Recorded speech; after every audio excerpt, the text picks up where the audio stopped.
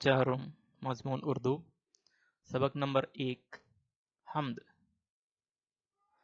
बिगड़ी सबकी बनाने वाले, मेरे काम भी तेरे हवाले। हर जर्रे में जलवा तेरा, फैले हर सू तेरे उजाले। एक तेरी ही जात है जिसको हम हैं सजदा करने वाले। तेरी कुदरत के हैं मजहर, चांद सितारे नदी नाले। कश्ती पार लगा दे मेरी, कश्ती पार लगाने वाले। गुमराहों का हाथ पकड़ ले, ओ बख्शिश फरमाने वाले। छूट गया जब तेरा दामन, गिरते को फिर कौन संभाले।